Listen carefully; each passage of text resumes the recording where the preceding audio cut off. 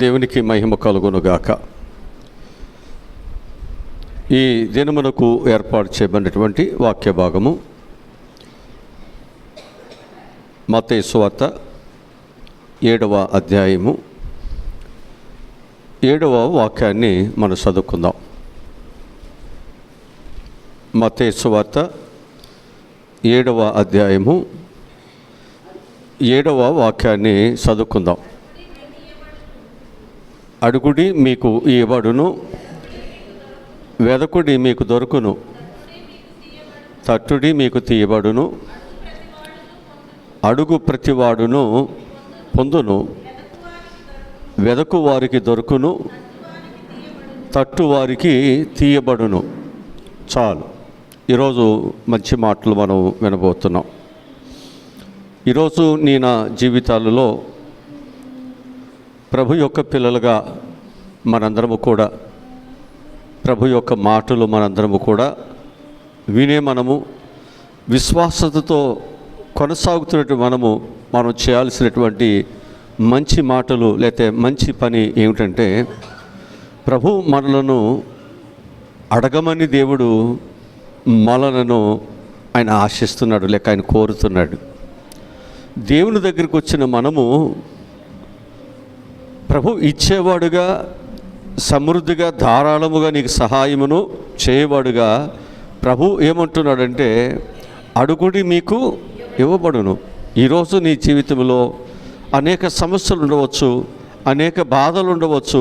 ఆ సమస్యల కొరకు నువ్వు అనేక దినములుగా ఒకవేళ నువ్వు పోరాటం చేయవచ్చు. ఆ సమస్యను పరిష్కరించుకోవడానికి నీవు అనేక విధాలుగా నువ్వు ప్రయత్నములు చేయవచ్చు. కానీ ఆ ప్రయత్నములు ఏవి కూడా నీ జీవితంలో నీకు సఫలము కాలేకపోవచ్చు. లేక నీ జీవితంలో నీ పిల్లలకి సరైనటువంటి ఉద్యోగాలు లేక, గర్భఫలములు లేక, గృహాలు లేక, లేదా వారి యొక్క జీవితాలలో సరైన ఆరోగ్యాలు లేక, సరైనటువంటి స్థితి వారి యొక్క జీవితాలు లేక ఒకవేళ ఉన్నట్లయితే, లేకపోతే నీ కుటుంబంలో ఇవన్నీ ఉన్నప్పటికీ కూడా, ఇహమందు అనేకమైన ఆశీర్వాదాలు ఉన్నప్పటికీ కూడా, ఒకవేళ పర సంబంధమైనటువంటి ఆశీర్వాదాలు మన పిల్లలకి లేకపోయినప్పటికీ కూడా మనం చేయాల్సింది ఏంటంటే, ప్రభువు దగ్గర మనం అడగాలి. నీ పిల్లలకు ఏమి కావాలో, నీకేమి కావాలో, నీ కుటుంబానికి ఏమి కావాలో దేవుడు తప్పకుండా ఆయన సహాయమును దయచేయగలిగిన వాడు. అందుకే కీర్తనకారుడు ఏమంటాడంటే, బూది దిగంతముల వరకు నేను నీకు సొత్తుగా నేను ఇస్తాను నీవు అడిగితే. దేవుని పిల్లలు అనేటువంటి వారు దేవుని దగ్గర ఎలా ఉండాలి అంటే అడిగేవారుగా ఉండాలి. యాకోబు రాసేటువంటి పత్రికలో వాక్యం చెబుతుంటుంది, అడుగుతున్నటువంటి వారు కేవలము వారి యొక్క భోగముల కొరకు మీరు అడగకూడదు. మీరు మీ భోగముల నిమిత్తమై వినియోగించుటకై దురుద్దేశముతో మీరు అడుగుదురు కనుక మీకేమీ దొరకదు. కనుక మనం అడుగుతున్నటువంటి బిడ్డలు దురుద్దేశముతో మనం అడగకూడదు. ఇక్కడ నీ అవసరతను గుర్తించండి, నీ కుటుంబంలో ఉన్న లోటుపాట్లు గుర్తించండి, నీకున్నటువంటి ఇబ్బందులు ఏంటో గుర్తించండి. ఖచ్చితంగా దేవుడు స్పందిస్తారు. ఖచ్చితంగా నీ ప్రార్థనకు దేవుడు సహాయమును దయచేస్తారు. అందుకే ప్రతి ఒక్కరు కూడా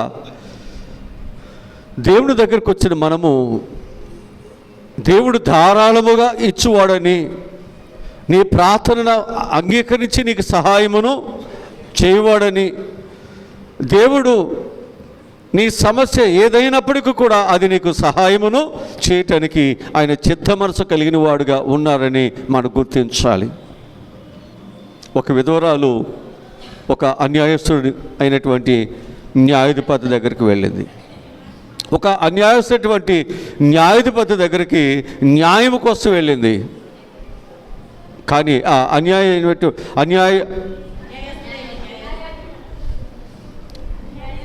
అన్యాయస్తున్నటువంటి ఆ న్యాయాధిపతి ఏం చేశాడో తెలుసండి, ఆమెని మాటి మాటికి ఆమెని విసిగించాడు. ఆమెని ఉదయం వెళితే మధ్యాహ్నం అంటున్నాడు, మధ్యాహ్నం వెళితే సాయంత్రం అంటున్నాడు, సాయంత్రం వెళితే ఉదయం అంటున్నాడు. ఇలా ఆమెని ప్రతిరోజు ఆయన అన్యాయస్తుడు, ఆయన న్యాయం చేయవాడు కాదు. కానీ ఈ తల్లి ఆయన న్యాయాధిపతి కాబట్టి ఆయన తప్పకుండా ఒక న్యాయము చేస్తాడని ఆ విధవరాలు ఎవరు లేనటువంటిదే, దిక్కు లేనటువంటిదే ఆమె సహాయం కొరకు వెళ్ళింది. అయితే ఆ అన్యాయస్తున్నటువంటి న్యాయాధిపతి ఎప్పుడు రామంటే అప్పుడు విసుగుదల లేకుండా ఆయన చెప్పిన ప్రతి టయానికి కూడా ఆమె వెళ్ళి ఆయన ఎదుట ఉంది. అలా వెళ్ళటను బట్టి ఆ అన్యాయస్తున్నటువంటి న్యాయాధిపతి ఆ తల్లికి, ఆ విధవరాలకి ఏం చేశాడు? న్యాయం తీర్చాడు. ఈరోజు నేను మీకు జ్ఞాపకం చేస్తున్నాను, ఒక అన్యాయస్తున్నటువంటి న్యాయాధిపతే మాటికి వెళ్ళినందుకు ఆయన న్యాయం తీరిస్తే, దేవుడు తాను ఏర్పాటు చేసుకున్నటువంటి వారు దివారాత్రులు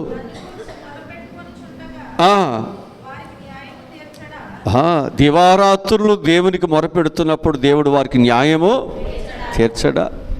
నాకు మొరపెట్టుము, నేను నీకు ఉత్తరమిస్తాను, శ్రమలన్నిటిలో నేను నీకు. కనుక దేవుడు నీ మొరను లేక నీ యొక్క కష్టాన్ని, నీ కన్నీటిని, లేక నీకున్నటువంటి ఆ స్థితి నుంచి నిన్ను పైకి లేవనెత్తడానికే ప్రభు అయినటువంటి యేసుక్రీస్తు వారు పరలోకమును విడిచిపెట్టి భూలోకానికి ఆయన వచ్చాడు. ఆయన భుజం మీద ఒక రాజ్యభారముతో వచ్చాడు. నీ చీకటి బ్రతుకులను మార్చాలని వచ్చాడు. నీ చింతలు, నీ వేదన, నీ బాధ కారణమైనటువంటి నీ సమస్యలు ఏమవుతున్నాయో వాటిని తీసివేయటానికి, అవి ఇత్తడి తలుపులైన ఇనప గడిలైన వాటిని విడగొట్టడానికి, బంధకముల నుంచి నీకు విడుదలను కలుగు చేయటానికి ఒక బలవంతుడుగా, ఒక ఆశ్చర్యకరుడుగా, ఒక ఆలోచనకర్తగా ప్రభు అయిన యేసుక్రీస్తు వారు ఆయన ఈ లోకానికి ఆయన వచ్చాడు. కనుక ఎంత ఘోరమైన పాపులైనా, ఎలాంటి సమస్యలు ఉన్నా, ఎలాంటి ఇబ్బందులు ఉన్నా నీ భారము యెహోవా మీద మోపటానికి నీవు దేవుని దగ్గరికి వచ్చి ప్రార్థన చేయండి. నీ నోరు బాగుగా తెరవండి. దేవుడు నీ జీవితమును ఒక సమృద్ధిగా చేయటానికి, ఒక సమృద్ధిగా నీ జీవితాన్ని నింపటానికి ప్రభు ఇష్టపడుతూ ఉంటున్నాడు. నీ స్థితి, నీ పరిస్థితులు ఏమైనప్పటికీ కూడా దేవుడు దానిని ఒక ఆశ్చర్యమైనటువంటి విధానములో, ఒక అద్భుతమైనటువంటి ఒక విధానములో నీ కుటుంబాన్ని ఆయన మార్చటానికి ఆయన ఒక ప్రధాన శిల్పిగా, ఒక ప్రధానమైనటువంటి కాపరిగా, ఒక ప్రధానమైనటువంటి ఒక యాజకుడుగా మన ప్రభువైనటువంటి యేసుక్రీస్తు వారు మనకు దొరకటం ఎంతో గొప్ప భాగ్యము, ఎంతో గొప్ప ధన్యత. అందుకు ఎవరు దిగులు పడవద్దు, ఎవరు భయపడవద్దు. నీ జీవితంలో జటిలమైనటువంటి మరణకరమైన పరిస్థితులు ఏమైనా, నీ జీవితంలో జటిలమైనటువంటి సమస్యలు ఏదైనా, నీకు ఒకవేళ న్యాయము అనేటువంటిది నీకు దొరకనిదైనా దేవుడు ఖచ్చితంగా నీకు సహాయమును చేసి దేవుడు నీ పక్షమున దేవుడు గొప్ప కార్యాన్ని ఆయన చేయన్నాడు. అందుకే ఆయనకు అసాధ్యమైనది ఏది లోకములో లేదు కాబట్టి సమస్తమును దేవుడు సాధ్యపరచగలడు కాబట్టి, అందుకే ఒక సాధ్యపరిచే దేవుడు, నీ అవసరతలను తీర్చగలిగినటువంటి దేవుడు నిన్నేమంటున్నాడంటే, నీ వచ్చి నన్ను అడగండి, అడుగుడి మీకు ఇయ్యబడును, వెతుకుడి మీకు దొరుకును, తట్టుడి మీకు తీయబడును, అడుగు ప్రతివాడును పొందును, వెతుకు వారికి దేవుడు దొరుకును. హల్లెలూయా. తట్టు వారికి కూడా దేవుడు ఖచ్చితంగా తీస్తాడు. కనుక ఈరోజు అడిగిన వాటిని అనుగ్రహించేటువంటి దేవుడు కాబట్టి, మనము ఎవరు ఏ విధముగా దేవుని దగ్గర అడిగి మేలు పొందారో మనం తెలుసుకుని, మనము కూడా ఏం చేద్దామంటే వారిలాగా ప్రభు దగ్గర అడుగుచు మన జీవితాలలో అనేకమైన మేలులు పొందుకునే కుటుంబాలుగా, ఒక విశ్వాసగా, దేవుని బిడ్డలుగా మనము దేవునిలో ముందుకు సాగిపోదాం. అలాంటి ఆలోచన జ్ఞానమును ఈ వాక్యము ద్వారా దేవుడు మనకు అనుగ్రహించునుగాక.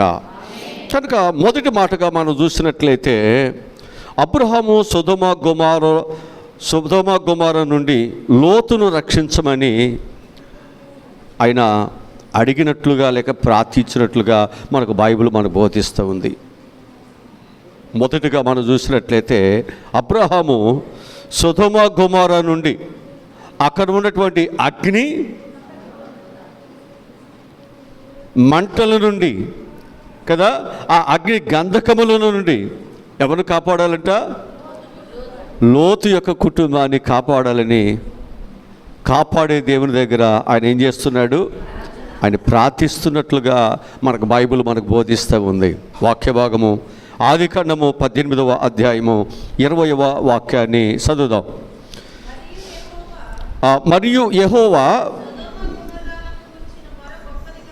గొప్పది గనుకను వాటి యొక్క పాపము బహు భారమైనది గనుకను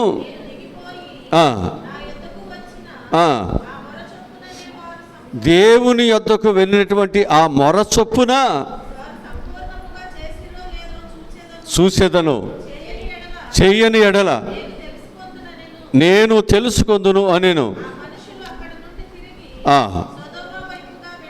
వెళ్ళిరి.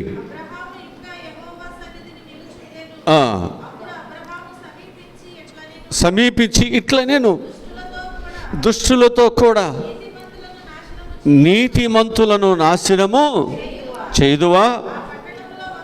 ఆ పట్టణములో ఒకవేళ 50 మంది నీతిమంతులు ఉండిన ఎడల దానిలో ఉన్నటువంటి 50 మందిని నీతిమంతుల నిమిత్తము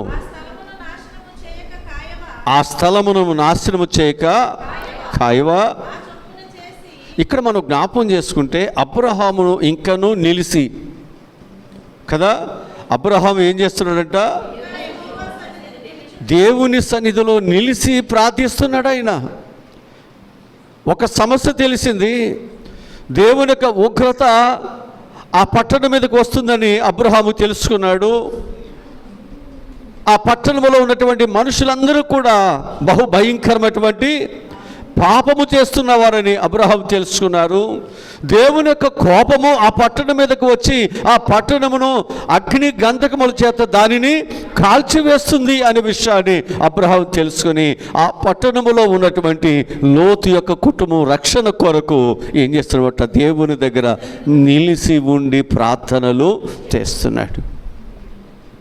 ఈరోజు నీ జీవితంలో అనేకమైన ప్రమాదాలు, అనేకమైన పరిస్థితులు మన యొక్క పాపమును బట్టి, యొక్క పాప శిక్షగా, పాపం యొక్క జీతముగా, పాపము యొక్క ప్రతిఫలముగా అనేకమైన కీడులు, అనేకమైన బాధలు, అనేకమైన ఉగ్రతలు, అనేకమైన సమస్యలు మన మీదకు వస్తున్నప్పుడు ఆ సమస్యలలో నీ కుటుంబం, నీ బిడ్డలు చిక్కబడకుండా, ఆ సమస్యలలో నీ కుటుంబాన్ని దేవుడు కాపాడువాడు అని చెప్పి మనం గ్రహించి మనం ఏం చేయాలో తెలుసండి.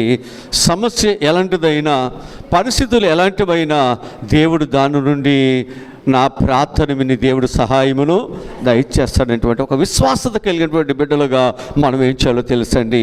విశ్వాసముతో రక్షణ కొరకు మన ప్రార్థనలు చేయాలి, మన వారి కొరకు ప్రార్థన చేయాలి,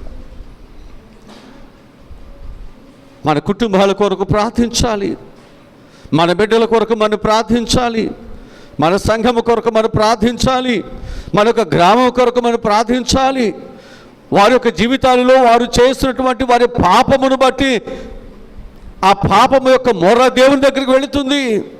దానిని బట్టి శిక్ష వారి మీదకు వస్తున్నప్పుడు దానిని తప్పించటానికి మనం ఏం చేయాలంటే ఒక ప్రార్థన పరులుగా వారి రక్షణ కొరకు మనం దేవుని దగ్గర నిలబడి ప్రార్థనలు చేయాలి. ఇలా మనం ప్రార్థన చేస్తూ ఉంటే అబ్రహాము ప్రార్థన మీద లోతుని రక్షించినట్లు, లోతు కుటుంబాన్ని దేవుడు రక్షించినట్లు దేవుడు ఏం చేస్తాడు? ఈ సంవత్సరము నీ ప్రార్థన విని అనేక మందిని నశించిపోకుండా, నరకములోకి వెళ్ళిపోకుండా, శాపములో వారు నిలబడకుండా, వారి కుటుంబం ఆ శాపను బట్టి దేవుని ఉగ్రత పాలు వారు కాకుండా ఉన్నట్లు కొద్ది మందినైనను మనం రక్షించడానికి అవకాశం ఉంది. కొద్ది మందినైనా నీ ప్రార్థన ద్వారా, నీ మొర ద్వారా కొద్ది మందినైనను. అక్కడ అబ్రహాం అడుగుతున్నాడు, అయ్యా ఆ దేశం యొక్క పాపముని యొద్దకు చేర్చబడవచ్చు, ఆ పట్టణంలో ఒకవేళ 50 మంది నీతిమంతులు ఉంటే వాళ్ళతో పాటు వీళ్ళని కూడా శిక్షిస్తావా? ఈ 50 మందిని కాపాడవా? ఈ 50 మందిని బట్టి ఆ పట్టణానికి నీవు రక్షణను అనుగ్రహించవా? ఆ ఉగ్రతని తప్పించవా అని దేవుని దగ్గర ప్రార్థనలు చేస్తూ ఉన్నాడు. ఈరోజు ప్రియా దేవుని బిడ్డలారా, మనం ఎప్పుడైతే ఒక నీతిగా యథార్థతగా దేవుని ఎదుట నిలబడి ఒక సమస్య కొరకు బాధ కొరకు ఎప్పుడైతే మనం ప్రార్థిస్తున్నామో, ప్రార్థనలు ఆలకించువాడు. అడుగుడు మీకు ఇవ్వబడును, వెదకుడు మీకు దొరుకునని చెప్పిన నిన్ను పిలుస్తున్న దేవుడు ఖచ్చితంగా నీకు దేవుడు నీ ప్రార్థనకు జవాబుని ఇస్తాడు. ఈరోజు ప్రార్థనలు ఆలకించు అని ఎదుటి నువ్వు ఉన్నావు. సమస్యది ఎలాంటిదైనా పరిష్కరించే దేవుని ఎదుట నువ్వు ఉన్నావు. నీ సమస్య కాదు అక్కడ కావాల్సింది, దేవుని సామర్థ్యతను ఎరిగి ఉండండి, దేవుని గొప్పతనాన్ని తెలుసుకోండి, ఆయన మనస్సును గుర్తించండి. ఆ తండ్రి యొక్క మనసును, ఆయన యొక్క మనస్సును గుర్తించి ఆయన ఎలాంటి కార్యములను నీ పట్ల, తను ప్రేమించే వారి పట్ల ఆయన చేయగలడో గుర్తించి ముందు మనము దేవుని సన్నిధానము నిలబడి ప్రార్థన చేయటం నేర్చుకోండి. నీ సమస్య పోవాలి, నీ బాధ పోవాలి, నీ కన్నీటికి కారణమైనటువంటి సమస్య ఏదైనప్పటికీ కూడా దానికి పరిష్కార మార్గము నీకు దొరకాలి దేవుని యొద్ద నుంచి అంటే నీవు దేవుని దగ్గర నిలబడాలి. ముందు అటు ఇటు వెళ్ళిపోక, అటు ఇటు చూడక, కుడి ఎడమలకు తొలగిపోక, నిగ్రహముతో, విశ్వాసముతో, భక్తి భావాలతో, పరిపూర్ణమైన మనసుతో దేవుని మాట చొప్పున దేవుని చిత్తానుసారంగా నడుచుకునేవారుగా, విడిచిపెట్టవలసిన వాటిని విడిచిపెట్టేవారుగా, దేవుని కొరకు ఎన్ని కష్టములు బాధలైనా భరించేవారుగా ఎప్పుడైతే దేవుని ప్రేమించేవారుగా ఉంటామో, ఆయన ప్రేమించు వారికి అనగా ఆయన సంకల్ప చొప్పున పిలువబడిన వారికి మేలు కలుగుటకు సమస్తము సమకూడి ఆయన జరిగిస్తాడు. నీకు మేలు కలగటానికి దేవుడు సమకూర్చేవాడు ఉన్నాడు. నీకు ప్రయోజనము కలగటానికి నీకు సహాయం చేసే దేవుడు ఉన్నాడు. మనం ఎందుకు దిగులు పడాలి? మనం ఎందుకు భయపడాలి? అందుకే యాకోబుతో అంటాడు, యెషయా గ్రంథంలో చెప్తాడు కదా, ఇక్కడ 41వ కీర్తనలోన, యెషయా గ్రంథం 41వ అధ్యాయము కానీ చూడండి, అక్కడ నేను ఏర్పాటు చేసుకున్నటువంటి యాకోబు, నా సేవకుడైన ఇశ్రాయేలు, నేను ఏర్పరచుకున్నటువంటి యాకోబు, నా స్నేహితుడైన అబ్రహాము సంతానమా, బూది గంతముల నుండి నేను పట్టుకొని దాని కొనల నుండి పిలుచుకుని వాడా, నీవు నా దాసుడువని నేను నిన్ను ఉపేక్షింపక ఏర్పరచుకుంటున్ననియు నేను నీతో చెప్పి ఉన్నాను. నేను నిన్ను ఉపేక్షింపక ఏర్పాటు చేసుకున్నాను అని నీతో చెప్పి ఉన్నాను. నీకు తోడై ఉన్నాను, భయపడవద్దు, నేను నీ దేవుడినై ఉన్నాను, దిగులు పడవద్దు, నేను నిన్ను బలపరుతును, నీకు సహాయము చేయవాడును నేనే, నీతి అను నా దక్షిణ హస్తము నిన్ను, హల్లెలూయా, దేవుడు ఆదుకునేవాడు, నేను ఏర్పాటు చేసుకున్నవాడు, నేను ఆదుకునేవాడు, నేను ఏర్పాటు చేసుకున్నవాడు, నీవు భయపడకుండా అన్నిటిలో నీకు తోడుగా ఉండేవాడు. ప్రభు మన పక్షమునుండగా మనం ఎందుకు దిగులు పడాలి? ప్రభు మనతో ఉండగా మనం ఎందుకు భయపడాలి? ఎలాంటి పరిస్థితులునైనా దేవుడు మనకు సహాయమును ఖచ్చితంగా చేస్తాడు. కాబట్టి ఆయన పిల్లలుగా మనం ఏం చేయాలంటే ఆయన మార్గములలో మనం ప్రయాణము చేద్దాం. ఆయన చెప్పినటువంటి మాట ప్రకారముగా ఆ సమస్య ఏదైనా ఎలాంటిదైనప్పటికీ కూడా, లేదా మన ఎదుట ఉన్నటువంటి సమస్య కొండలాంటిదైనప్పటికీ కూడా దేవుడు దాని నుంచి కూడా దేవుడు మనకు విడుదలను ఇస్తారు అనే విశ్వాసంతో మనం ఏం చేయాలంటే ప్రభు దగ్గర అడుగుతూ ఉండాలి. హల్లెలూయా. ప్రభు పిల్లలుగా ఆయన సన్నిధానం నిలబడుతూ ఉండాలి. ప్రార్థనలు నిలబడండి, విశ్వాసంతో నిలబడండి. ప్రభు నాకు సహాయమును చేస్తాడని నమ్మికలు నిలబడండి. ప్రభు నిన్ను త్రోసివేయడు. ఖచ్చితంగా దేవుడు 100 రెట్ల ఆశీర్వాదములను దేవుడు నీకు ఇస్తాడు. ఈ సంవత్సరము మనందరము కూడా అబ్రహాము సొదొమ గొమొర్రా నుండి లోతు కుటుంబాన్ని దేవుడు రక్షించినట్లు నీ కుటుంబాన్ని దేవుడు రక్షించాలని, పాప శాపములో ఉన్నటువంటి నీ పిల్లలను, నీ కుటుంబాన్ని దేవుడు విడిపించాలని ఆశపడుతున్నాడు.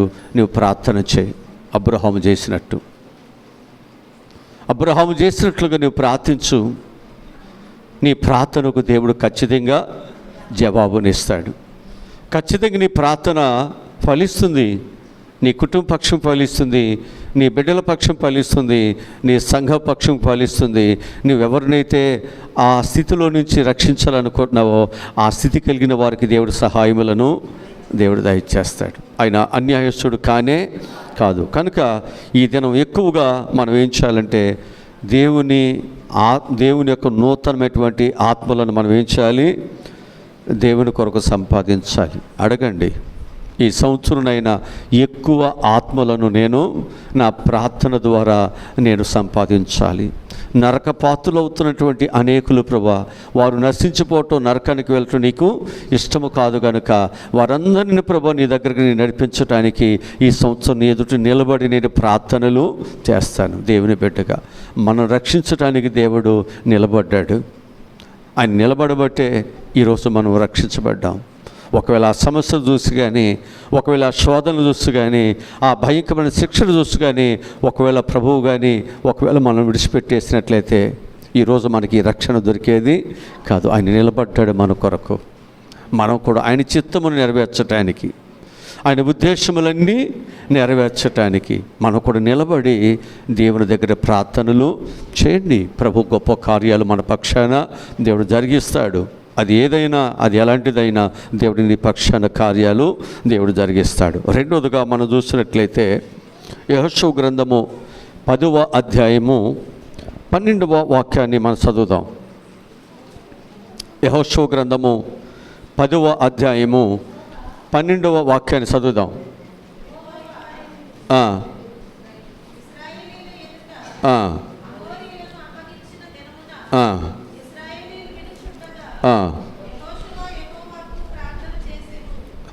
ఇప్పుడట యెహోషువట అమోనీయులను అప్పగించిన దినమున ఇశ్రాయేలు నిలుచుండగా యెహోషువంట యెహోవాకు ప్రార్థన చేస్తున్నాడంట. ఈరోజు నీవు నేను కూడా ప్రార్థించాలి. శత్రువును జయించటానికి, శత్రువుల మీద నీ ఆధిపత్యం ఉండటానికి, శత్రువులను దేవుడు మన కాళ్ళ కింద పెట్టాడు. వాడు మన మీద, మన కుటుంబం మీద వాడి యొక్క పెత్తనము కానీ, వాడి అధికారము కానీ మన బిడ్డల మీద, మన కుటుంబాల మీద లేకుండా, నీ ఆధ్యాత్మిక జీవితం మీద ప్రభావం లేకుండా ఉన్నట్లుగా మనం ఏం చేయాలో తెలుసండి. మనం దేవుని దగ్గర ప్రార్థన మనం చేయాలి. ఆయన అంటున్నాడు, అయ్యా నువ్వు ఏ శత్రువుల కొరకైతే మాకు అప్పగించావో వారిని నేను ఒక్క రోజులోనే వారిని నేను జయించాలి. ఏ శత్రువునైతే జయించమని నువ్వు నాకు అప్పగించావో వారినైనా ఒక్క రోజును నేను జయించటానికి నీవు నాకు సహాయమును దయచేయమని యెహోషువ ఏం చేస్తున్నాడో తెలుసండి, దేవుని దగ్గర ప్రార్థనలు చేస్తున్నాడు. ఆ ప్రార్థనలో ఆయన అడిగినటువంటిది ఎంత గొప్పది అంటే, ఎంత విశేషమైనదంటే, ఆయన అడుగుతున్నటువంటి మాట అసాధ్యమే.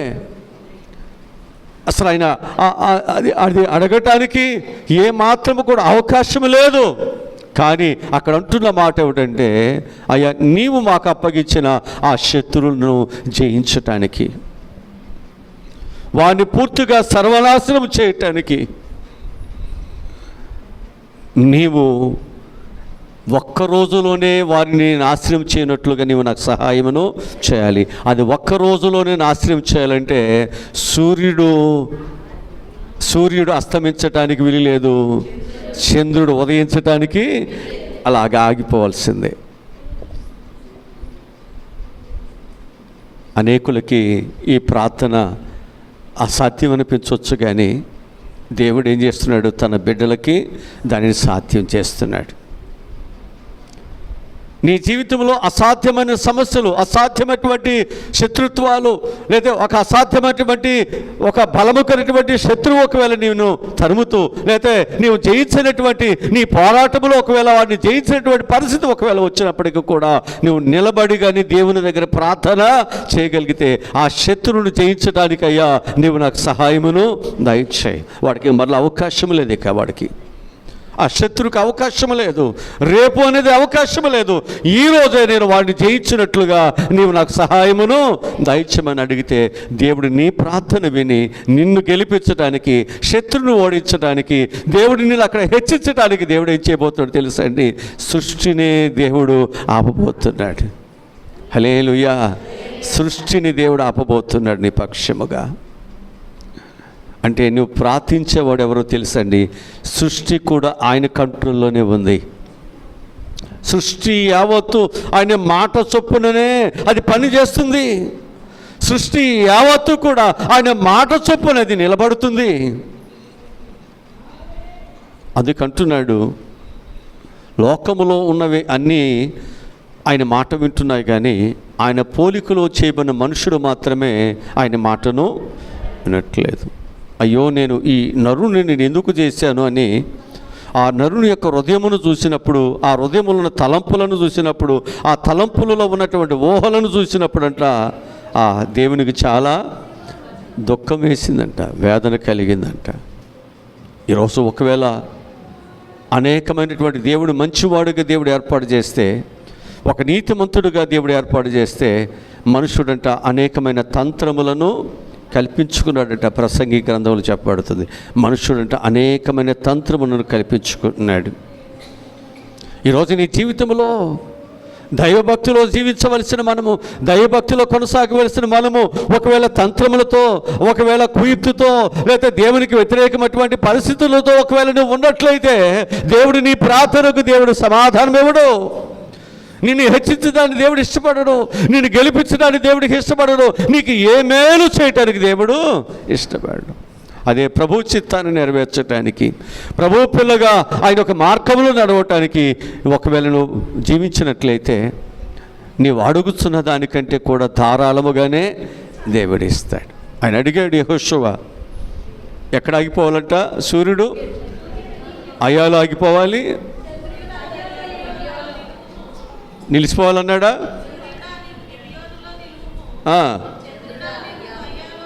చంద్రుడా నీవు అయ్యాలోయలో, అంతే, నువ్వు అక్కడే ఉండిపో. నా కుమారుడు చెప్పాడయ్యా, ఒకవేళ సృష్టి, ఒకవేళ గ్రహాలు ఒకదానికి ఒక మీద ఆధారపడుతూ, లేకపోతే ఒకదాని చుట్టూ ఒకటి తిరుగుతున్నప్పుడు ఒక గ్రహం అనేది ఆగిపోతే ఇంకో గ్రహం అనేటువంటిది వచ్చి దానిని ఢీకొని ప్రమాదం వచ్చినా అది రాకుండా ఏం చేస్తున్నాడు? తన బిడ్డ యొక్క మాటను అక్కడ దేవుడు నెరవేరుస్తున్నాడు. అంటే నిన్ను ఎంత గౌరవిస్తున్నాడు, నేను ఎంత ప్రేమిస్తున్నాడు. ఈరోజు నీ ప్రార్థనలను వినే దేవుడు, నీ సమస్య ఎలాంటిదైనా పరిష్కరించేటువంటి దేవుడు నువ్వు కలిగి ఉన్నావు కనుక నువ్వు దిగులు పడవద్దు, నువ్వు భయపడవద్దు. దేవుని యందు విశ్వాసత కలిగి నువ్వు అడుగు, దేవుని యందు విశ్వాసత కలిగి అడుగు. యాయిరు తన కుమార్తె చనిపోయింది, యాయిరు యొక్క కుమార్తె చనిపోయింది, విషయం తెలుసు. ఆ చనిపోయినటువంటి కుమార్తెను అలా విడిచిపెట్టేసి యాయిరు ఎక్కడికి వచ్చాడు? ప్రభు అయిన యేసుక్రీస్తు వారి దగ్గరికి వచ్చాడు. ప్రభు అయిన యేసుక్రీస్తు వారి దగ్గరికి వచ్చి యాయిరు ఏమని అడుగుతున్నాడంటే, అయ్యా నీ వచ్చి నా కుమార్తెను బాగు చేయి, నా కుమార్తెను బాగు చేయాలి, నా కుమార్తెను నువ్వు బ్రతికించాలి, నా కుమార్తెను నీవే లేవనెత్తి నా కుమార్తెను నాకు మరలా తిరిగి నాకు ఇవ్వాలయ్యా, నా దుఃఖము నుంచి, నా వేదన నుంచి నాకు విడుదలనివ్వాలి. ఎంత విశ్వాసంతో, ఎంత భక్తి భావాలతో ఆయన కలిగి దేవుని దగ్గరకు వచ్చి దేవుని పాదాలు పట్టుకొని ఆయన ప్రార్థన చేస్తున్నాడు. ఆ ఇంట్లో అనేక మంది ఏడ్చేవారు, గొళ్ళు చేయవారు ఉన్నారు. అనేక మంది ఆ చనిపోయినటువంటి వ్యక్తికి చేయవలసినటువంటి పనులన్నీ అక్కడ జరిగిపోతూ ఉన్నాయి. కానీ యాయిరు మాత్రము తన కుమార్తె దేవుడు బ్రతికిస్తాడు. యాయిరు మాత్రము దేవుడు నా కుమార్తెను బ్రతికిస్తాడు. ఆ విశ్వాసముతోనే ప్రభువైన యేసుక్రీస్తును తన ఇంటికి తీసుకువెళ్ళాడు. తన ఇంటికి తీసుకువెళ్ళి యేసయ్యకు తన ఇంట్లో ఏమిచ్చాడు? స్థలములు ఇచ్చాడు. ఆ ఇంట్లో ఉన్నటువంటి ఆ ఏడ్చేవారిని, ఆ గోలుచ్చేవారిని, అల్లరుచేవారిని, విశ్వాసత లేని వారిని వారందరూ బయటికి వెళ్ళిపోమన్నాడు. వారందరూ బయటికి వెళ్ళిపోండి అని చెప్పాడు. ఎందుకనంటే విశ్వాసత కలిగిన చోట దేవుని కార్యాలు ఉంటాయి. విశ్వాసత కలిగినటువంటి ప్రార్థన చేస్తున్నప్పుడే దేవుడి కార్యాలని దేవుడు జరిగిస్తాడు. విశ్వాసత లేకుండా ఒకవేళ మనం ప్రార్థిస్తే దానివల్ల ప్రయోజనమేమీ లేదు.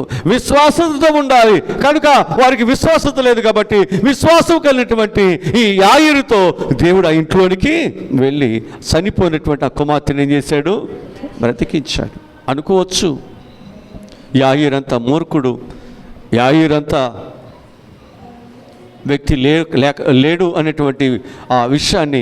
ఎందుకనంటే చనిపోయినవాడు ఎలా బ్రతుకుతాడు, ఎందుకు ఇలా మూర్ఖంగా ఒకవేళ ఆలోచిస్తున్నాడు, ఎందుకు ఈ విధమైన ప్రయత్నం చేస్తున్నాడు, చనిపోయినవాడు ఎలా బ్రతుకుతాడు, ఏదైనా రోగముతోనో బలహీనతోనో ఉంటే ఏదైనా కార్యాలు జరుగుతాయి అనుకోవచ్చు కదా. చనిపోయాడు కదా, ఎందుకు ఈయన ఇలా మూర్ఖంగా, ఎందుకు ఈయన కళ్ళ ఎదుటి ఇవన్నీ చూస్తూ కూడా ఎందుకు ఇలా చేస్తున్నాడు అనుకోవచ్చు.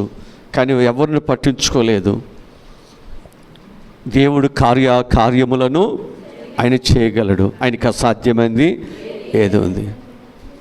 మరణమును తప్పించుట అది దేవుని వశం ఉంది. ఎంతోమందిని మరణించిన వారిని దేవుడు బ్రతికించాడు. నా బిడ్డను కూడా దేవుడు బ్రతికిస్తాడు. ఆ విశ్వాసముతోనే దేవునికి తన బిడ్డను, ఆ చనిపోయిన బిడ్డను అప్పగిస్తే దేవుడు ఏం చేశాడు? ఆ బిడ్డను హల్లెలూయా హల్లెలూయా.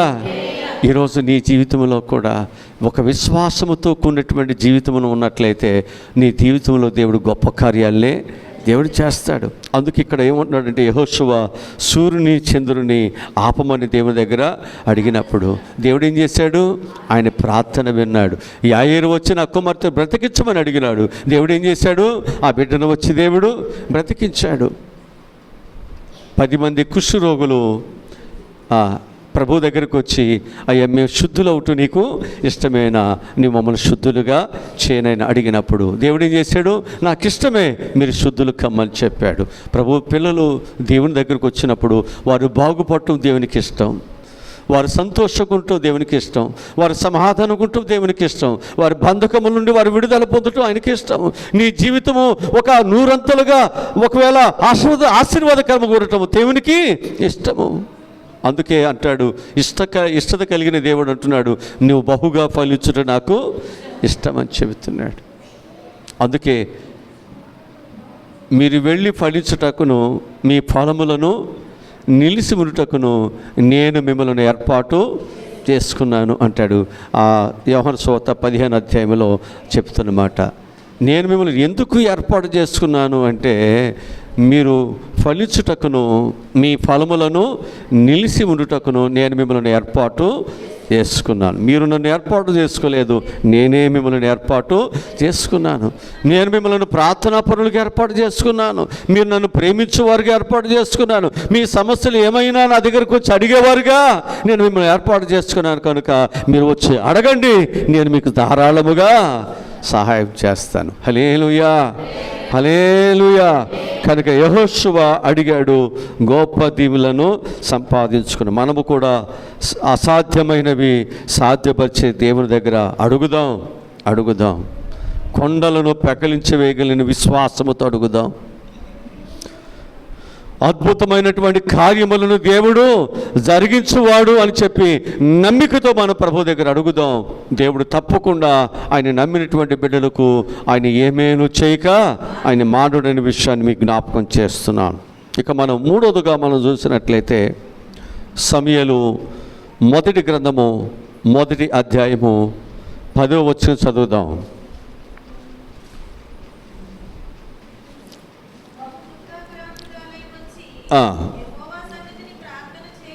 యెహోవా సన్నిధిని ప్రార్థన చేయుచు బహుగా ఏడ్చుచు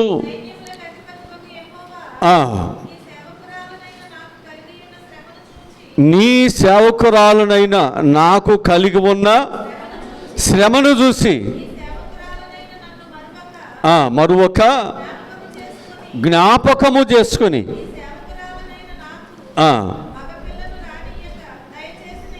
మగపిల్లను దయచేసిన ఎడల క్షౌరము కత్తిని ఎన్నటికి రానీక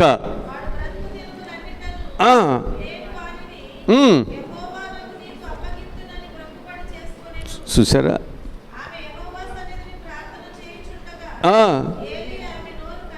చాలు. ఇక్కడ మనం జ్ఞాపకం చేసుకుంటే అన్న ఏం చేస్తుంది, దేవుని సన్నిధిలో నిలిచి ఏం చేస్తుంది, తన యొక్క కొదువు కొరకు, లేక తనకున్న అవమానము కొరకు, లేక తనకున్న శ్రమ కొరకు, విడుదల కొరకు ప్రార్థన చేస్తుంది.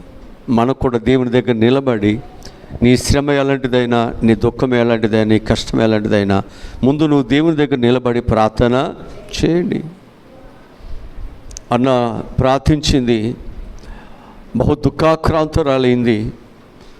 దేవుని దగ్గర ఒకవేళ నువ్వు ఒక మగపిల్లను మీరు నాకు ఇచ్చినట్లయితే నా ప్రార్థన విని ఆ బిడ్డ తల మీద ఎన్నడూ క్షౌరము చేయను, కత్తి వేయనివనయ్యా. ఆ బిడ్డ నీకు ప్రతిష్ఠుడుగా నేను ఆ బిడ్డ నీకు అప్పగిస్తాను. నా నింద తొలగిపోవాలంతే. బిడ్డలు లేరని నిందుందే, అది తొలగిపోవాలి, అవమానం పోవాలి. అది తీసివేయగలిగినటువంటి వాడు నా భర్త కాదు, నా తల్లిదండ్రులు కాదు, ఈ లోకములో ఉన్నటువంటి వైద్యులు కాదు.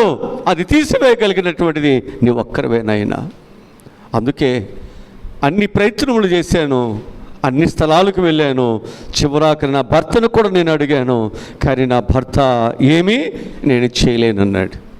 నాకు అర్థమైంది, ఈ లోకములో ఎవరు సహాయం చేయరు. ఈ నింద నుంచి, ఈ అవమానం నుంచి, ఈ శ్రమ నుంచి, ఈ బాధ నుంచి నన్ను ఎవరు తప్పించలేరు. నన్ను తప్పించడానికి నా ప్రభు ఆయన ఒక్కరే అని చెప్పేసి ఆయన సన్నిధానానికి వెళ్ళంట. ఇక ఏడవటం ప్రారంభించిందంట, అడగటం ప్రారంభించిందంట. దేవుని దగ్గర విధేయతతో, వినయముతో ఆమె గుండె బాదుకుంటూ, ఏడుస్తూ, కన్నీటితో దేవుడి దగ్గర ప్రార్థనలు చేస్తున్నప్పుడు దేవుడు ఏం చేశాడు, ఆమె ప్రార్థనను విన్నాడంట. అక్కడ అంటాడు, 20 వచ్చులు చదవండి, 20 వచ్చులు చదవండి.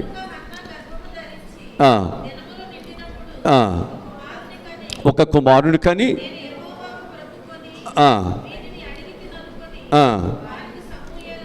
ఆయనకి సమూయేలను చూసారా. ఏదైతే ప్రభు దగ్గర అడిగిందో ప్రభు ఏం చేశాడంటే ఆ బిడ్డకు అడిగిన దానిని దేవుడు ఇచ్చాడు. ఈ సంవత్సరం మన జీవితాల్లో మనం కూడా ఏం చేయాలంటే ప్రభు దగ్గర అడగాలి. నీ జీవితంలో ఏదైనా నువ్వు అడగాలి. ఇక్కడ యెహోషువ శత్రువుల మీద విజయం కొరకు అడిగాడు, దేవుడు ఇచ్చాడు. అబ్రహామేమో లోతు యొక్క కుటుంబం రక్షణ కొరకు అడిగాడు, దేవుడు ఆ కుటుంబాన్ని దేవుడు రక్షించాడు. అన్నానేమో ఆమెకున్నటువంటి ఆ సంతానము లేమి కొరకు దేవుని దగ్గర అడిగింది, దేవుడు ఆమెకు సహాయమును దయచేశాడు. మనము కూడా అడిగితే ఇచ్చే దేవుడు, వెతికితే దొరికే దేవుడు, తడితే తీసే దేవుడు మనకున్నాడు. మనం కూడా అడుగుదాం. పోరాటం చేస్తే పోయేదేముంది? ఇక్కడే నువ్వేమన్నా పెట్టుబడి పెడుతున్నావు, డబ్బులు ఏమన్నా లాస్ వస్తాయని. నీ ఖాళీ టైంలో దేవుడు నీకు ఇచ్చేటువంటి భారంను బట్టి, విశ్వాసతను బట్టి, నీ పిల్లల రక్షణ కొరకు, నీ కుటుంబ రక్షణ కొరకు, లేకపోతే నీ సమస్యల కొరకు, నీకున్నటువంటి వేదన, బాధ ఏదైతే దాన్ని తొలగిపోవటానికి దేవుని దగ్గర ప్రార్థన చేస్తే పోయేదేమీ లేదు, మనకు వచ్చేది లాభమే తప్ప, మనకు దీవులు తప్ప మనకు వచ్చే నష్టమేమీ మనకేమీ లేదు.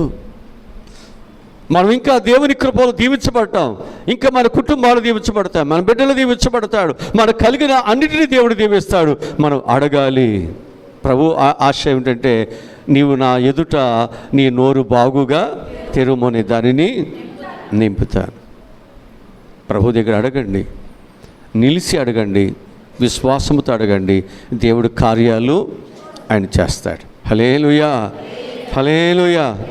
4వదిగా మనం చూసినట్లయితే సొలొమోను జ్ఞానము కోసం ఆయన అడుగుతున్నాడు.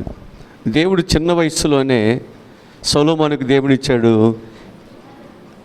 ఇశ్రాయేలుని పరిపాలన చేయడం, రాజు అధికారాన్ని ఇచ్చాడు, సింహాసనం ఇచ్చాడు కదా. సొలొమోనుకి చిన్న వయసులోనే ఆయనకి ఏమిచ్చాడంట, ఇశ్రాయేలుని పరిపాలన చేయడానికి ఒక రాజరేఖాన్ని దేవుడు ఆయనకి ఇచ్చాడు. ఇప్పుడు ఆయన ఏం చేస్తున్నాడో తెలుసా అండి, ఆయన యొక్క రాజరికాన్ని బట్టి, లేక ఆయన యొక్క అధికారాన్ని బట్టి, ఆయన సింహాసనాన్ని బట్టి ఆయన సంతోషముగా లేడు. కానీ ఆయన దేవుని దగ్గర అడుగుతున్నాడు, అయ్యా ఈ ప్రజలు నీవు నడిపించిన ప్రజలు, వీళ్ళు ఈ ప్రజలు భక్తి కలిగిన వారు, రోషము కలిగిన వారు, సాహస ధైర్యము కలిగిన వారు నడిపించినటువంటి ఈ ప్రజల ఎప్పటి వరకు వీళ్ళు సామాన్యమైన వాళ్ళు కాదు. అంత ఉన్నతమైన వారి చేత నడిపించబడినటువంటి వీరు ఇప్పుడు ఒక బాలుడైన నా చేత నడిపించబడుతున్నప్పుడు వారిలాగా నేను నడిపించలేకపోతే వారి ఎదుట నేను చాలా తక్కువైపోయి ఈ ప్రజలకు నేనే మేలుని చేయలేవాడిని అయిపోతానయ్యా. అందుకు నేను బాలుడు కావచ్చు, కానీ నాకు ఒక బాధ్యతను అప్పగించావు కనుక దాన్ని చివరి వరకు నేను దాన్ని కొనసాగించాలంటే నీవు నాకేం కావాలి? నాకు జ్ఞానము నీవునైనా. హల్లెలూయా. మనం ఏమంటాం?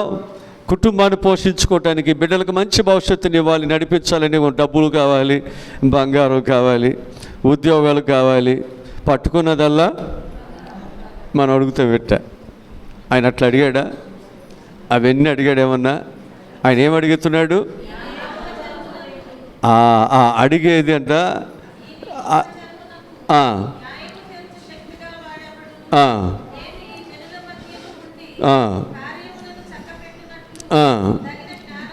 తగిన జ్ఞానమును తెలివిని నాకు దయచేయము. అందుకు దేవుడు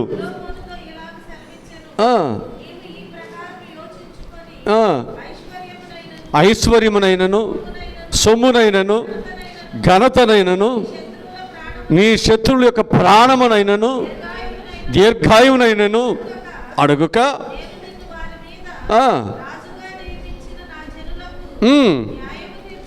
న్యాయమును తీర్చుటకు తగిన జ్ఞానమును తెలివిని అడిగి ఉన్నావు.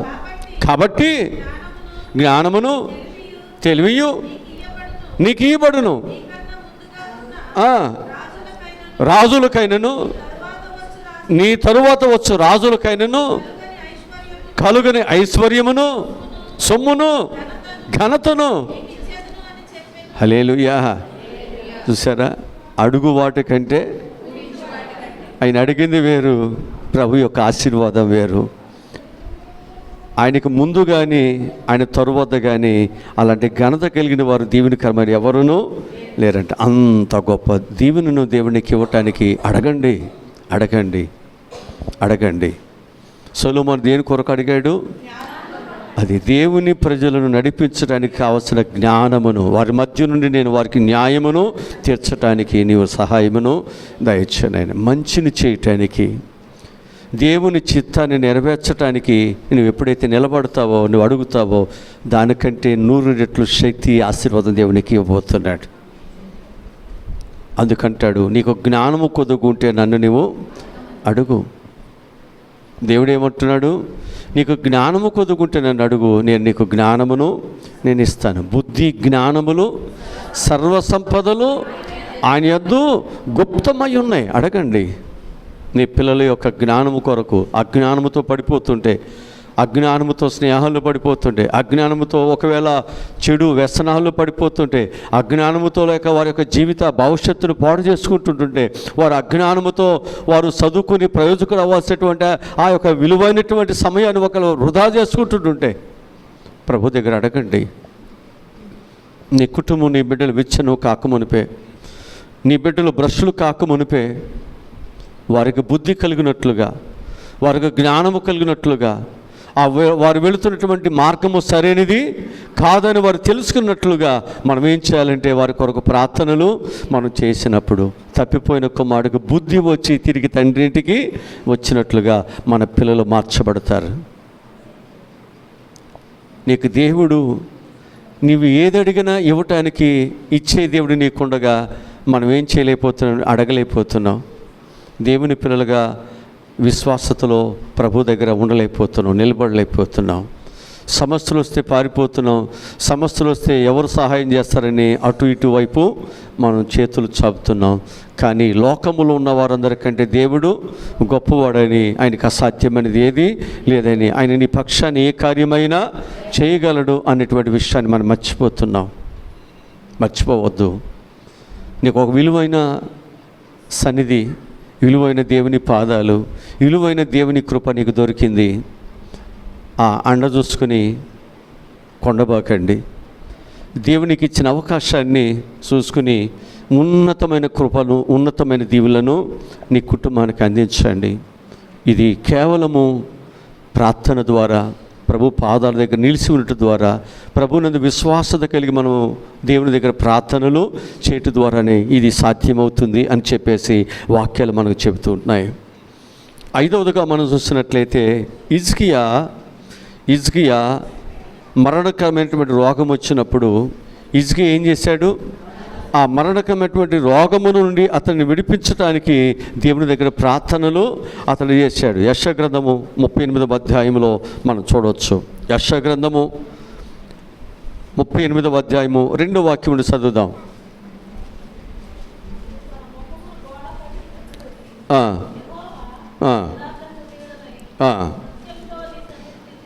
హిజ్కియా ఎవరి తట్టు తిరిగాడు? ఇప్పుడు గోడ తట్టు తిరిగాడంట. హిజ్కియా గోడ తట్టు తిరిగి ఏం చేస్తున్నాడు? నన్ను కృపతో జ్ఞాపకము చేసుకొనైనా నేను నీ ఎదుటి నేను ఎలాగూ యథార్థ హృదయము గలవాడునై సత్యముతో నీ సన్నిధిని నేను ఎట్లు నడుచుకుంటునో నీ దృష్టికి అనుకూలముగా సమస్తముని ఎట్లు నేను జరిగించుతునో కృపతో నీవు నన్ను జ్ఞాపకము. అది మనం దేవుని దగ్గర ప్రార్థించాలి. ప్రార్థించేవారు కూడా ఎలా ఉండాలి? యథార్థ హృదయం కలిగి ఉండాలి, సత్యముతో ఉండాలి.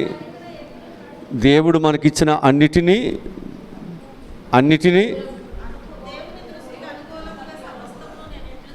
అది సమస్తాన్ని జరిగించాలి. ఎవరి దృష్టికి అనుకూలంగా? నీ దృష్టికి అనుకూలంగా జరిగించుకుంటే దేవుని దగ్గర ప్రార్థన ఫలిస్తుందా? దేవుని దృష్టికి అనుకూలముగా సమస్తమును మనం ఏం చేయాలి? జరిగించాలి. అప్పుడు కష్టకాలములో నువ్వు దేవుని దగ్గర ప్రార్థన చేయాలి. అప్పుడు దేవుడు సహాయమును చేస్తాడు. ఒకవేళ నువ్వు దేవుని దగ్గరికి ఏడుస్తూ వస్తే దేవుని బిడ్డగా, దేవుడు ఏం చేస్తాడు?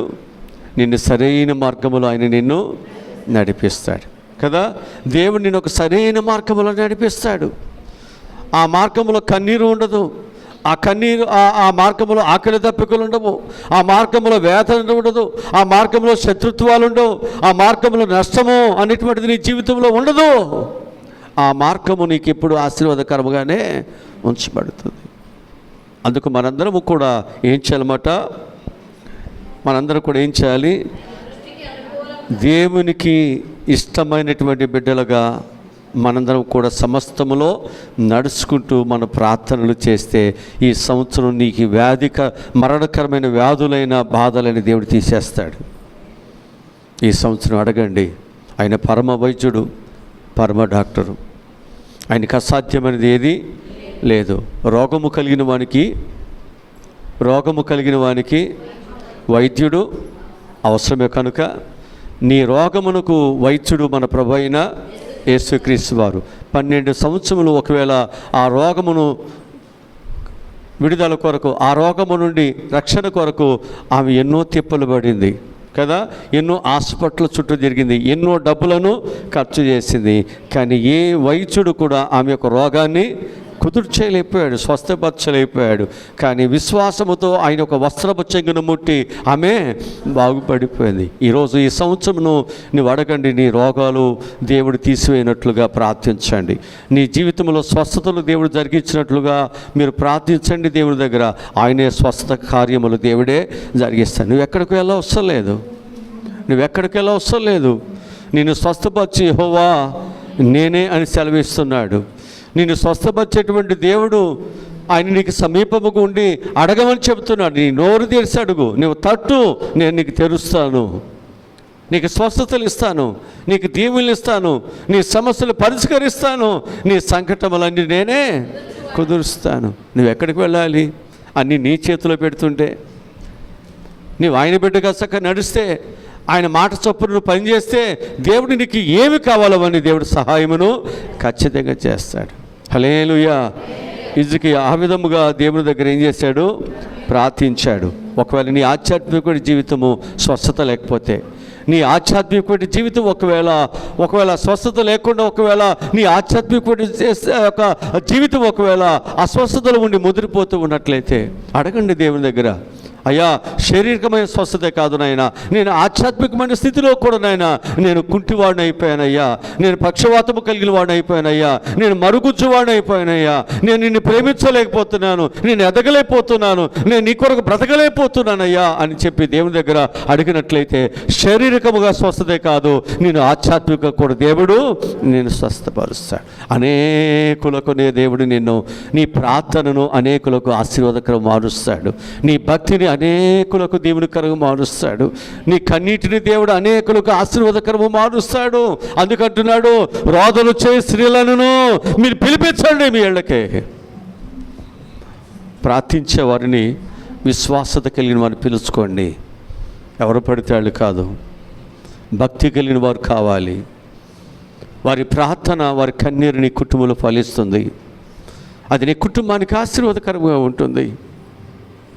నీ పిల్లలకు ఉన్నటువంటి ఆ సమస్యల బంధకములన్నీ తొలగిపోతాయి.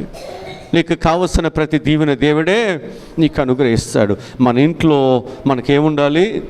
ప్రార్థన ఉండాలి. హల్లెలూయా. ప్రార్థన బలిపీఠం ఉండాలి. ఒబేదెదోము ఇంట్లో దేవుని మందస్సం ఉండటం బట్టి ఒబేదెదోము ఏమైంది? ఆశీర్వదించబడుతుంది కదా. యోబు యొక్క ఇంట్లో బలిపీఠమును ఆయన కట్టుకుని, ఆయన బలిపీఠమును కట్టుకుని ప్రార్థన చేయటం బట్టి ఆ ఇంటికి దేవుని రక్షణను దేవుడు ఇచ్చాడు. కోల్పోయిన వాటిని దేవుడు తిరిగి రెట్టింపుగా దేవుడు అనుగ్రహించాడు. ప్రార్థన రెట్టింపు దీవులను, ప్రార్థనని కుటుంబాన్ని ఒక ఆశీర్వాదకరముగా సమాజంలో దేవుడిని నిలబెట్టబోతున్నాడు. నీ బలహీనతలు ఎలాంటివైనా, నీ అనారోగ్యములు ఏమైనా, మరణకరమైనటువంటి పరిస్థితులైనా దేవుడు వాటి నుంచి విడిపిస్తాడు. 116వ కీర్తనలు దావీదు అంటాడు కదా, ఏమని ప్రార్థిస్తున్నాడు చూడండి. అక్కడ 116వ కీర్తనలో దావీదు ఎంత గొప్ప ప్రార్థన చేస్తున్నాడు చూడండి. మరణ బంధకములను చుట్టుకొని ఉండగా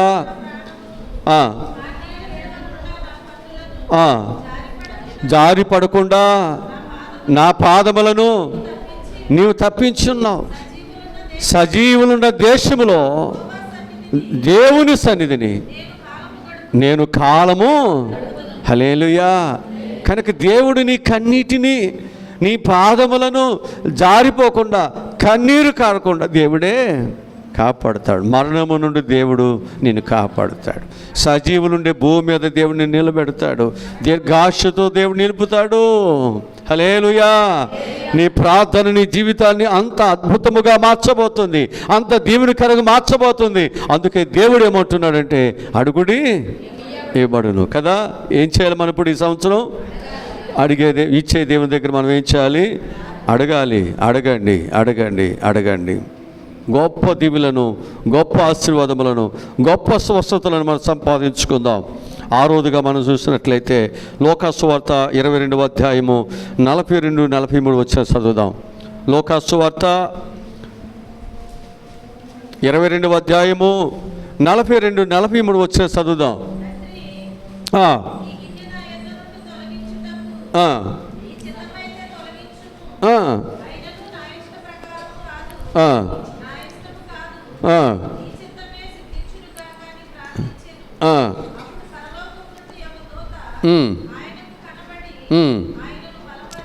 లోకాసు వార్త 22వ అధ్యాయము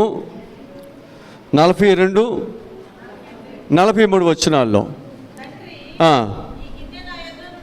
ఈ గిన్నె నా యొద్ద నుండి తొలగించుటకు నీ చిత్తమైతే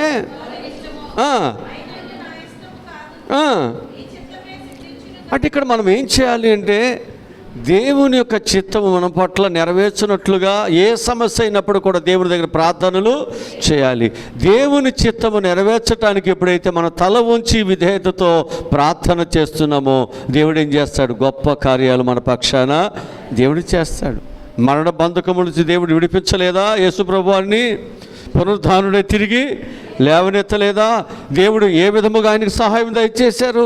అలాగనే సిలువైనటువంటి దొంగ కూడా దేవుని దగ్గర ప్రార్థన చేస్తున్నప్పుడు, తండ్రి నీ రాజ్యములో నన్ను కూడా నువ్వు జ్ఞాపకము చేసుకొని ఆయన అన్నప్పుడు ఏం చేశాడు? నేడే నీవు నాతో కూడా పరదైసులో. హల్లెలూయా. సిలువలో ఉన్న దొంగ దేవుడు సమీపముగా ఉన్నప్పుడు ఏం చేశాడు?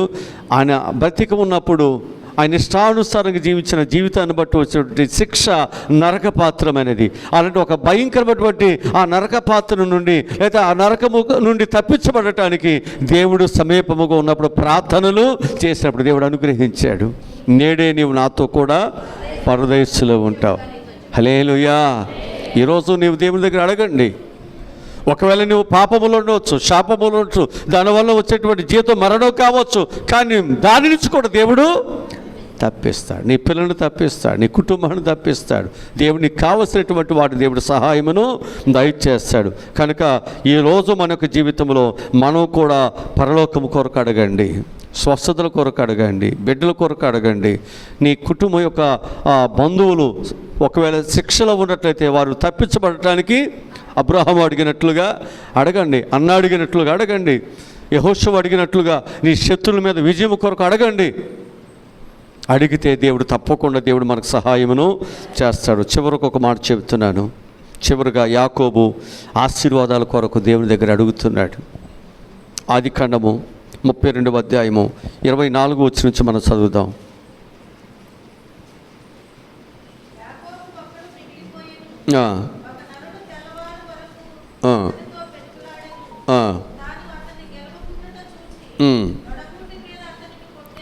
ఇక్కడ మనం జ్ఞాపకం చేసుకుంటే యాకోబు ఏ డబ్బుల కొరకు దేని కొరకైతే యాకోబు తన మామగారింటి దగ్గర కష్టపడ్డాడో, శ్రమించాడు, ఇప్పుడు అవన్నీ విడిచిపెట్టేశాడట, ఒక్కడిగా మిగిలిపోయాడంట. ఏ భార్య కొరకైతే ఆయన 14 సంవత్సరాలు కొలువు చేశాడు, వాడిని కూడా పంపించేశాడు. ఆయనకి లాభకరమైనవి, ప్రీతికరమైన వాటిని అన్నిటిని పంపించేసి, ప్రభువా నీ ఆశీర్వాదాలు నాకు కావాలయ్యా. ఈరోజు నేను కూడా లోకంలో ఎన్నైనా ఉండవచ్చు, ఎంతైనా ఉండవచ్చు, నీకు లాభకరమైనటువంటి, నీకు ప్రీతికరమైనటువంటి, ఇష్టమైనవి ఎన్నైనా ఉండవచ్చు, కానీ దేవుని దగ్గర నీవు ఆశీర్వాదం పొందుకోవాలంటే వాటన్నిటి పంపించండి. దేవుని దగ్గర గొప్ప ఆశీర్వాదాలని అలాంటి ప్రార్థన మనం చేయాలి. అక్కడ అదే చేశాడు. 13 వచ్చిన చదవండి, 24 వచ్చిన దగ్గర చదవండి. అక్కడ మిగిలిపోయిను,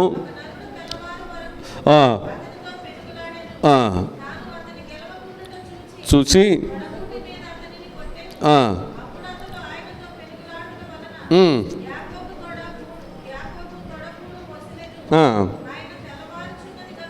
కనుక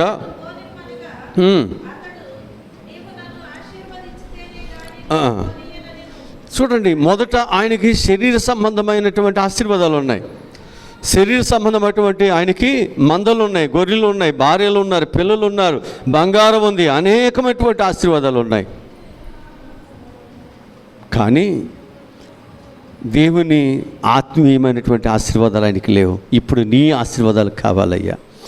వీటిని సంపాదించుకోవడానికి ఎంత పౌరుషం కలిగి ఆయన అక్కడ సేవ చేశాడు. వీటిని సంపాదించుకోవటానికి ఆయన ఎన్ని కష్టాలైనా, ఎన్ని బాధలైనా అక్కడ కొలువు చేశాడు.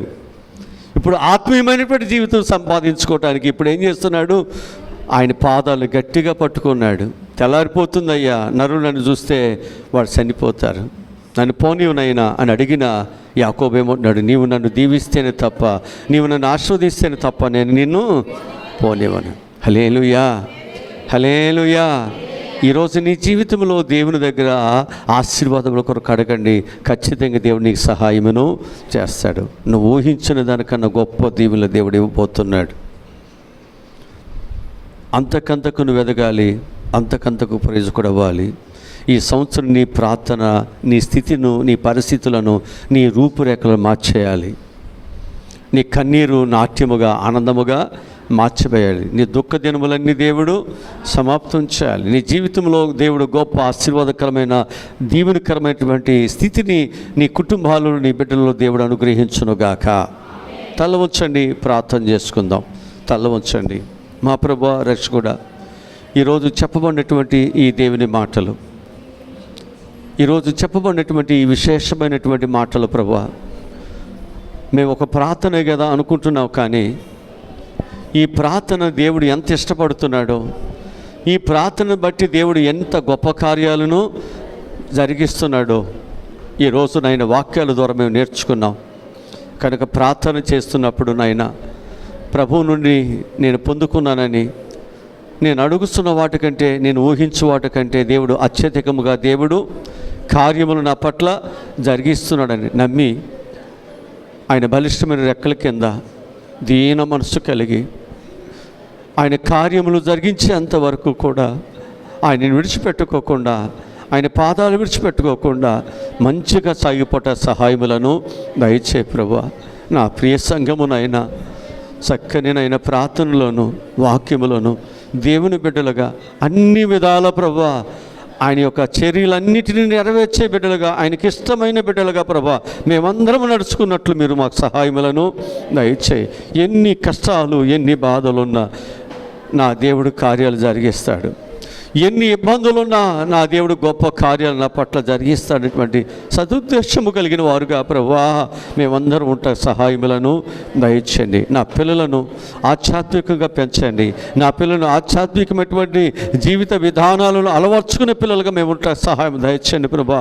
యాకోబు అంటున్నాడు తనకు చాలా ఉన్నాయి, ఆయనకు విస్తారమైనటువంటి 2 గుంపులుగా 2 మందలుగా ప్రభువా తనకు కలిగిన వాటిని విభజించాడు. అంత ఆశీర్వాదం ఉన్నప్పటికీ కూడా వాటన్నిటిని పంపించేశాడు. వాటి కొరకు నాయన ఎంతో సహించాడు, ఎంతో భరించాడు, ఎన్నో కష్టాలు నాయన ఓర్చుకున్నాడు అయ్యా. కానీ ఇప్పుడు అంటున్నాడు నీ ఆశీర్వాదాలు నాకు కావాలయ్యా, అవి కాదు నాకు కావాల్సింది, నీ దీవెన నాకు కావాలని ఆయన పాదాలు పట్టుకుని ఏడ్చాడయ్యా. యాకోబుని దీవించిన దేవా, యాకోబు ప్రార్థన విని ఆయనకు సహాయం చేసిన దేవా, నీ పిల్లలుగా మాకు కూడా ఈ లోక సంబంధమైన అనేక ఆశీర్వాదాలు మాకు ఉండొచ్చయ్యా. కానీ నీ దీవెనలు మాకు కావాలి నాయనా, నీ ఆశీర్వాదములు మాకు కావాలి నాయనా, నీ కృప మేము పొందుకోవాలి ప్రభా. ఆ విధంగా ప్రభా మేము ప్రార్థించడానికి, ప్రార్థనలో మేము నాయన పెనుగులాడటానికి, ప్రార్థనలో మేము పోరాటం చేయటానికి, ప్రార్థన ద్వారా ప్రభా మేము ఫలభరితముగా మేము అభివృద్ధిలోనికి వెళ్ళటానికి సహాయములను దయచేయమని. ఇలాంటి కార్యములు దేని ద్వారా జరుగుతాయంటే ఇది ప్రార్థన వలననే జరుగుతాయని చెప్పావు. అలాగునైనా ప్రార్థన వలన ఈ కార్యములన్నీ జరిగినట్లు మీరే సహాయములను దయచేయమని మమ్మల్ని తగ్గించుకుంటూ మీ నామమును హెచ్చింప చేస్తూ బిడ్డలు తిరిగినైన వారి గృహాలకు వెళుతున్నారు, క్షేమ తీసుకువెళ్ళండి. రేపు జరిగే పునరుద్ధాన ఆరాధనలు మళ్ళీ మేమందరం పాలిభాగస్తులే నేను గణపరచడానికి సహాయములను దయచేయి. పిల్లలు చాలా విశ్వాసంతోనైనా ఆయా ప్రాంతాల నుండి నా పిల్లలందరూ ఇస్తారని కూర్చారు ప్రభా. వారు దేని కొరకు దుఃఖపడుతున్నారు, దేని కొరకు నీ దగ్గరనైనా ప్రార్థిస్తున్నారు ప్రభా. వారి ప్రార్థనలను వారి దుఃఖములను నైనా మీరు అంగీకరించి వారికి సంతోషకరమైన అయ్యా వారి ప్రార్థనలునైనా వారి కుటుంబాలు వారి బిడ్డల దగ్గర ఫలభరితముగా దీవెనకరముగా అవి నెరవేర్చబడినట్లు మీ సహాయములను దయచేయమని యేసు నామములో ఈ మనములు ఈ ప్రార్థనలు అడిగి పొందుకుని ఉన్నాము తండ్రి, ఆమేన్. మన పరమ తండ్రిని దేవుని ప్రేమ, కుమారుడైనటువంటి యేసు క్రీస్తు వారి యొక్క దైవకృప, పరిశుద్ధాత్మని నిత్యాదరణ, కాపుదల భద్రత సదాకాలముతోడే ఉన్ననుగాక. ఆమేన్, ఆమేన్.